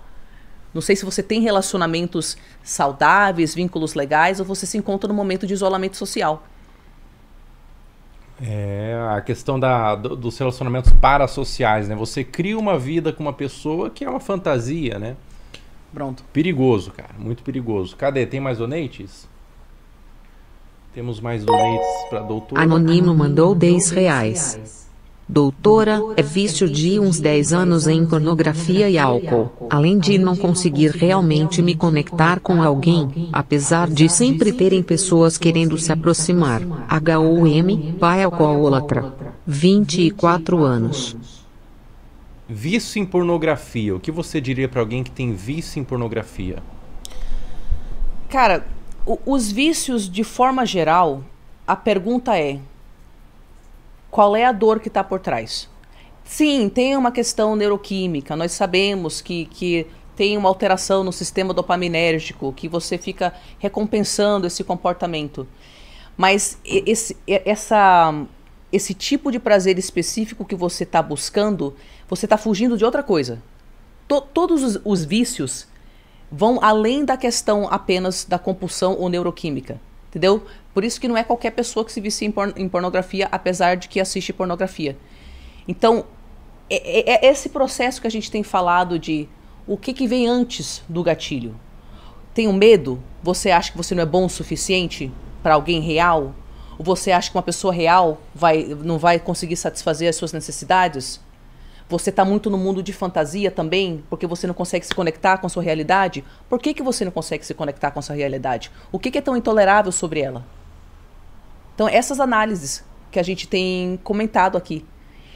Eu vejo todas as compulsões mais ou menos do mesmo jeito. Se é pornografia, se é compulsão alimentar, se tem substância envolvida ou se não tem, o mecanismo para o cérebro é praticamente o mesmo. E claro que tem questão química também, mas tem essa questão de como que você funciona e qual é o gatilho antes e por que você está substituindo algo que você poderia estar vivendo na realidade com isso. O que você não está tolerando na realidade? É muito importante. É sempre, muitas vezes é uma fuga, né? Por exemplo, aqui no chat, eu estava lendo ali o chat, um rapaz colocou assim, só hoje eu bati 30. E daí outro rapaz comentou o comentário dele, falando assim, achei muito estranho, na verdade. Ele falou assim, eu tenho muito orgulho do seu mastro ereto, garoto. Então tem essa comunhão de pessoas que estão viciadas e elas próprias levantam a si, né? Ninguém quer aceitar que é um viciado. As pessoas querem ter orgulho do vício muitas vezes, né? Muitas vezes da maconha. Isso é muito presente até em artistas. Assim, o cara ostenta a maconha orgulhosamente. Eu fumo maconha, eu sou maconheiro, tatua maconha. A pessoa, pra lidar melhor com o vício, ela começa a ter uma certa admiração, assim. Daí eu bato punheta mesmo, eu masturbo muito. Eu sou isso, eu sou aquilo.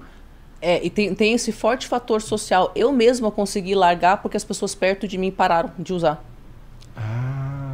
Então isso criou um ambiente onde não tinha esse reforço, né? Então uma das coisas em qualquer vício que vai sempre ser indicada é mude seus amigos. Eu sei que isso é meio pesado, mas não é só com relação a masturbação. Quando você está querendo sair desse lugar na sua vida e ir para outro patamar, muitas vezes você não vai levar as mesmas pessoas. Porque elas te mantêm naquele mesmo jeito de pensar e agir. Então, quando a gente quer criar um hábito novo, em vez de só ir na motivação e na garra, que é muito difícil conseguir, mude seu ambiente. Fica mais fácil. Perfeito, cara. Às vezes são justamente as pessoas do seu convívio que estão segurando você num lugar que você não quer estar, né? Num lugar que não te faz bem. Perfeitamente. Tem mais donates aí?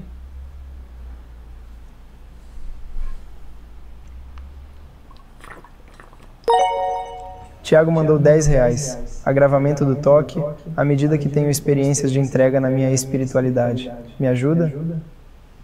Peraí, eu não entendi. Também não. Agravamento do toque à medida que tenho experiências de entrega no espiritualidade. Eu acho que eu não entendi o que ele quer falar com ter experiências de entrega. Tipo, ele tá... Pode ser muitas coisas. Eu não entendi. Eu não acho que eu não entendi direito pra comentar. Eu também não entendi não, viu? Mas sucesso aí pra você, viu? Força aí, né? Gui mandou R$10. Dá pra ver Oi, quando tem uma gente. de voz? Quando criança eu maltratava familiares, animais e gostava de observar o fogo. A partir dos 13 a 15 anos, mudei do nada. Atualmente gosto demais de animais. Por isso, foram traços de psico? Olha só. Não necessariamente. Não necessariamente. Até um certo grau, aí, algumas crianças vão maltratar animais. É normal. Até um certo grau, tem uma fase de experimentação, entendeu? É como a gente falou, tipo, se você hoje não age de uma forma consistentemente, sem remorso, sem culpa, sem empatia, de uma forma manipuladora, explorando os outros, então você não tem traços de psicopata, né? Não é preto e branco, gente. Inclusive, você sabia que tem psicopatas que preferem animais do que gente? Desprezam absolutamente gente, mas tem animais. Mesmo? Sim. É mesmo? Aham. Caramba. É muito comum as crianças colocarem aquelas lupas para queimar formiga, né? Isso é um maltrato de animal? Claro. Jogar sal em lesma. Pronto. Eu, quando era criança, eu tinha um cachorrão. Meu avô tinha um cachorrão bem grande, assim, um pastor alemão. E eu gostava de montar no cachorrão e ficar andando de... Eu tinha bem pitiquinho, tinha uns 3 anos de idade, eu ficava montando de... Eu nem lembro, minha mãe que falava. Gostava de montar como se fosse cavalinho, mas na minha cabeça era meu cavalinho, entendeu? Não é que eu tava maltratando. Aí daí meus pais deixavam porque falavam assim, ele tá montando cavalinho. O cachorro saía andando pela casa e eu montado no cachorrinho segurando as orelhinhas dele, mas ele até gostava, assim. Não sei se ele gostava, na minha cabeça era o meu cavalinho, sabe? Mas quando você cresce, você percebe que aquilo talvez não é tão legal. É um maltrato também, né? Só não tem o filtro ali. Para além das pessoas nascerem, por exemplo, com ou sem a capacidade de aprender empatia, parte da empatia é aprendida mesmo. Então a criança faz um monte de coisa sem noção. Né? Só que é através da reação de quem está em torno, e essa socialização desenvolve dentro dela a empatia também. Legal. Empatia aprendida, então.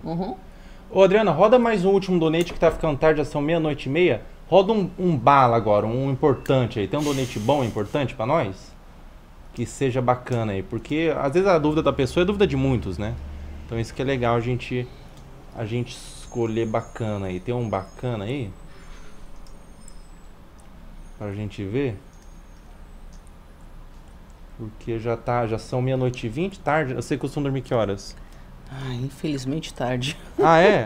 Então não tem tanto problema. Mas vamos já finalizando, porque o pessoal começa a ficar cansado aí, né?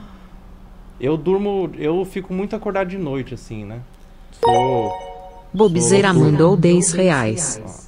Doutora, meu irmão perdeu tudo por causa de aposta.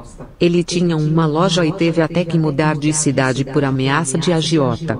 Eu tenho a fobia e não tenho uma boa relação com ele. Como posso ajudar? Ajudar ele?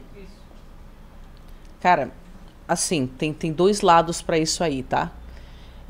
Tem o lado de... Que nem quando a gente estava falando sobre como falar com uma pessoa borderline se você tiver num relacionamento com ela. Tem um lado de você colocar limite com amor, que ajuda muito pessoas que já estão acometidas por vergonha e culpa, que ele deve estar, né?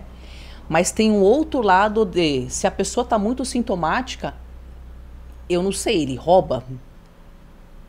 É meio pesado falar isso, mas às vezes a pessoa chega num nível de tirar grana dos familiares. E às vezes a gente, por dó, acaba facilitando comportamentos da pessoa, né? Então você tem que ver aí se ele é um perigo para você e se ele se dá para ter essa compaixão com uma certa distância, ou se você pode amorosamente tá presente para ele, mas tipo colocar limites, sabendo que você não salva o outro.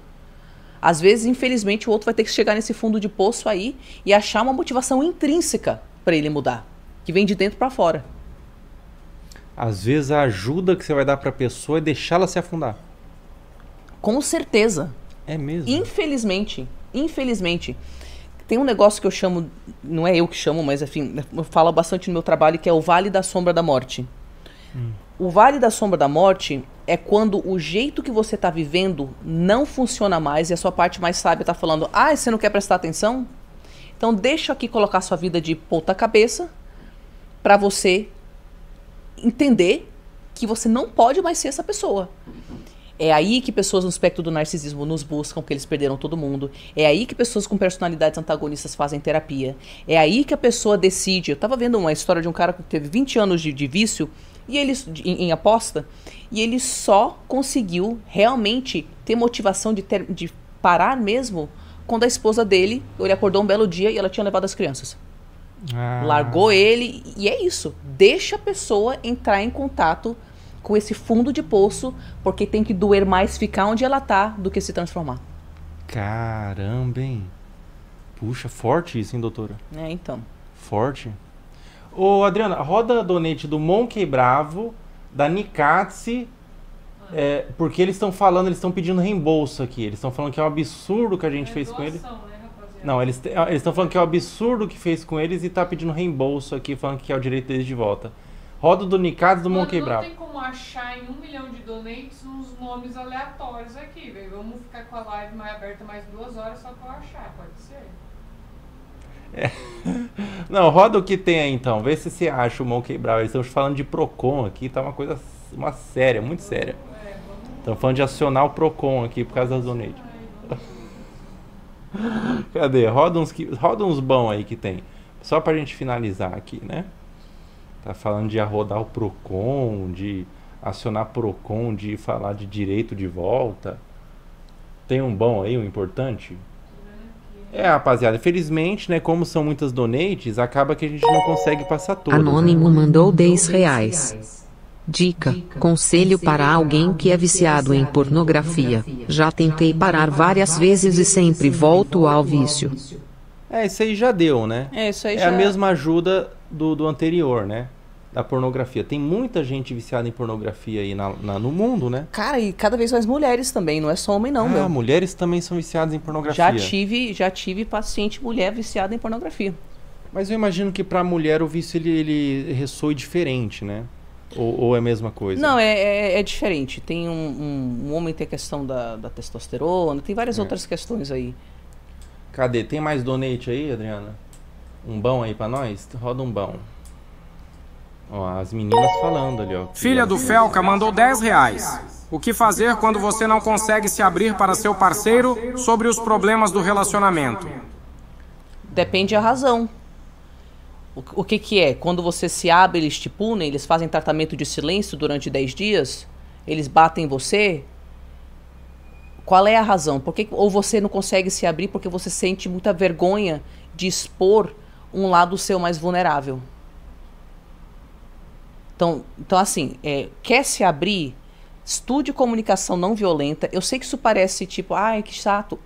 Gente, transforma a vida e os relacionamentos da pessoa.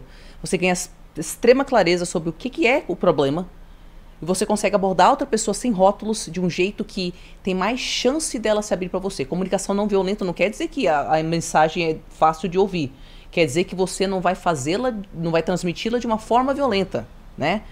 Mas aí você consegue abordar o outro de um jeito que o convide a querer falar sobre essas coisas mais vulneráveis com você. Se você faz isso dessa forma, corajosa, vulnerável, e a outra pessoa não responde bem nunca, aí é uma daquelas situações que a gente estava falando. Você está escolhendo ficar num relacionamento com uma pessoa com a qual não tem diálogo. Perfeitamente. Eu sei que é pesado, cara. É pesado, mas às vezes a situação da pessoa é mais pesada do que esse conselho, né? Pois é. Então vamos refletir aí, né, pessoal? E se você sofreu um relacionamento abusivo, quer superar, quer melhorar, vá pro grupo Ser, né? Grupo Ser?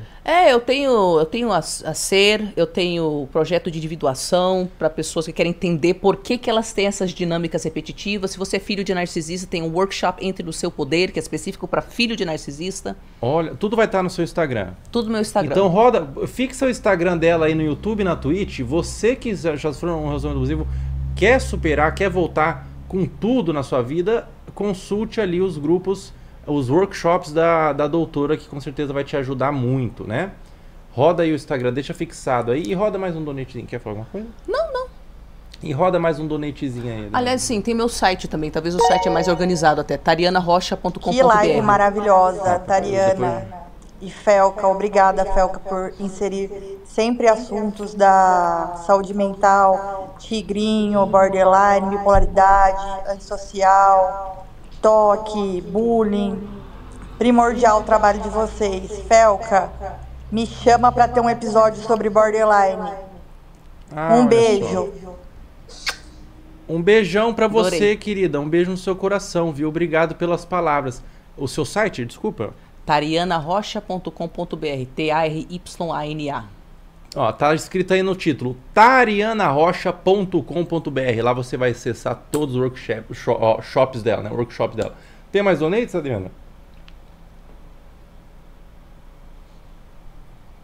O último donate. Infelizmente não tem como passar todos. Nick né? mandou R$10. Tari, tudo bem? Admiro muito o seu trabalho. Acompanho seus vídeos e me ajudou muito.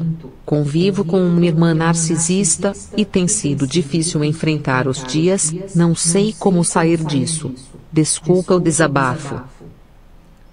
Como sair disso, hein? De um relacionamento narcisista Com a irmã? com a irmã? É isso? Olha, eu não sei se você é adolescente e você tá numa casa onde você não tem como sair. Aí é um planejamento a longo prazo, que nem eu fiz, que eu tinha 16 anos, eu pensei, eu tenho que sair daqui. E eu fiquei 5 anos pesquisando como é que eu consigo sair daqui, virei comissária de bordo. Se for algo nesse sentido, se você for novinho, pega toda a sua energia vital para você planejar a sua saída. Se você for uma pessoa mais velha, lembra daquilo que eu falei de se você está com dificuldade de colocar limites nela ou algo assim, tem algum medo aí seu. Você tem medo de ser visto como ingrato, você acha que ela vai se autodestruir se você não estiver por perto e você é responsável por ela, você está querendo a validação dela porque você tem baixa autoestima. Então, tenha clareza sobre quais são as razões pelas quais você não consegue esses limites. Perfeitamente. Perfeitamente.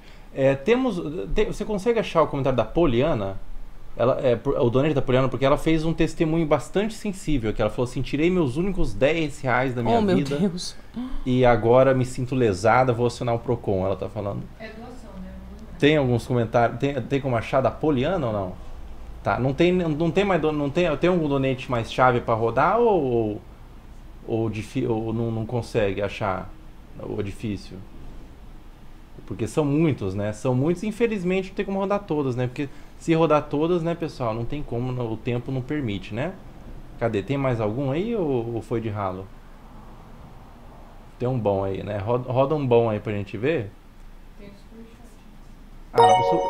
Anônimo mandou R$20. Olha lá. Me sinto muito sozinho. Só trabalho e estudo. No tempo livre fico em casa estudando. Não quero interagir, mas também me sinto só.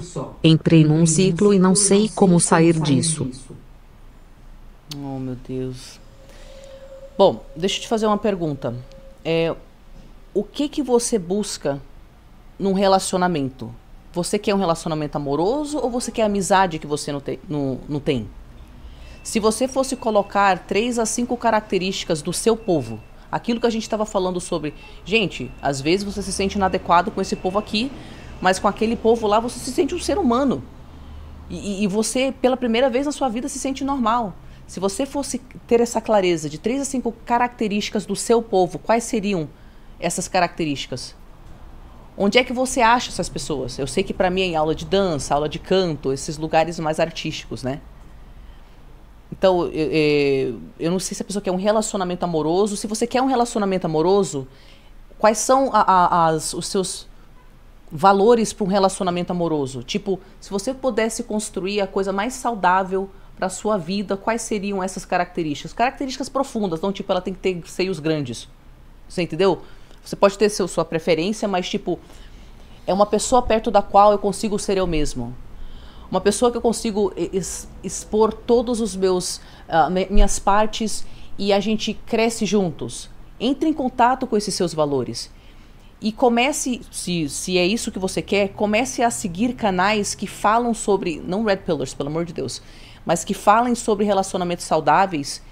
E aí todos os dias vai namorando a ideia, vai colocando uma gotinha de, então é assim que faz. Então é isso que a pessoa procura. E aí vai construindo essa ideia dentro da sua cabeça. Eu não entendi se era amizade ou relacionamento amoroso, ou o que a pessoa queria exatamente. Sobre o que você falou dos Red Pillars, né? Você já assistiu a série Adolescência? Pesado. O que você achou? Cara, eu achei muitas coisas. É.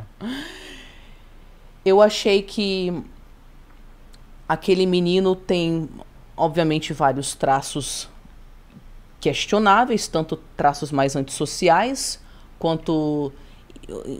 Olha, antissociais podem ter gatilho de abandono, tá? O pessoal acha que, não, você está no espectro da psicopatia, então não pode ter um gatilho de fofura como abandono.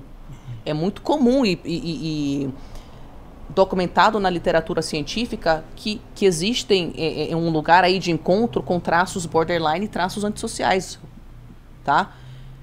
Então eu vi essa mistureba muito doida de narcisismo com traço antissocial, mas ele não pode ser diagnosticado como psicopata por ser um adolescente, mas com traços que poderiam ser considerados psicopáticos e também traço de abandono, de rejeição. Eu achei incrível o jeito que eles retrataram a família, que não era família abusiva. Eles tentavam aí ter uma família legal, mas ao mesmo tempo... Hoje em dia, deixar adolescente na internet é um perigo, cara. É um perigo danado. É um perigo. Então, para qualquer família hoje em dia, se seu filho está muito na internet, sua filha está muito na internet numa idade muito jovem, cara, isso vai ser um perigo. Ou vai encontrar pedófilo, ou vai encontrar Red Pillars. É questão de tempo. Você não sabe, não tem como controlar tudo que o seu filho vai consumir. Às vezes ele está consumindo coisas terríveis e você não sabe. O que você acha da comunidade Red Pill?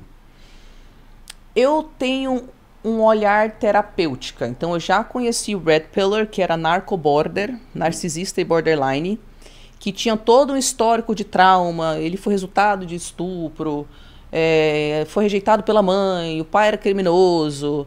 Então, ele tinha uma ferida com relação às mulheres, porque tinha sofrido essa rejeição dentro de casa. Então, é claro que eu não concordo com as falas dos Red Pillars, né?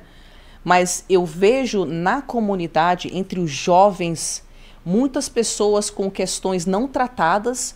Algumas dessas pessoas são neurodivergentes, e eu não sei se você sabe, na comunidade LGBT, tem mais neurodivergente do que neurotípico. Tem uma mesmo? Sim. E por que eu tô levantando isso? Tem uma característica entre neurodivergentes, não todos, ok? Que existem mais neurodivergentes que não conseguem interpretar papéis de gênero e, portanto, sofrem bullying por não se encaixarem e, portanto, ficam com feridas acerca da sua masculinidade ou feminilidade do que tem entre neurotípicos. Tem mais neurodivergentes que não se encaixam nesses papéis espontaneamente e a sociedade não perdoa, e isso deixa uma ferida.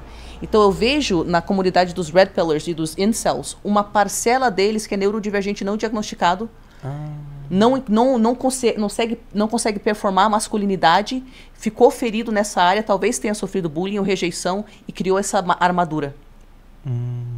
Faz sentido. Caramba, não sabia dessa informação. Na comunidade LGBT e na comunidade existem mais neurodivergentes do que neurotípicos. Sim. Puxa vida, que curioso, né? Bom, pessoal, a live foi essa. Gostou, Tariana, de participar? Gostei, muito Gostou? obrigada. Eu tenho certeza que o pessoal gostou pra caramba também. Com certeza foi de grande importância.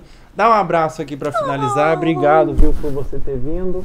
E, bom, volte sempre, viu? Quando você quiser voltar, tá muito convidada. As redes da Tariana estão aí, ó. Estão fixadas aí pra quem quiser acessar. Veja os workshops dela, os grupos dela, que eu tenho certeza que vai te ajudar muito. E uma última palavra que você pode dar aí pro pessoal, que você acha que é a palavra de mais importância do seu coração que você pode distribuir para as pessoas. Eu tenho tanto amor e tanto respeito e admiração pela sua bússola interna, por essa voz dentro de você que sabe tudo que é bom para você, que só tem coisa única, especial para contribuir para o mundo. Eu espero por Deus, ou por Oxalá, ou seja lá quem for que você acredita ou não acredita, escute a sua voz, cara. Não tem nada melhor para você e para o mundo do que você honrar o que ela te pede.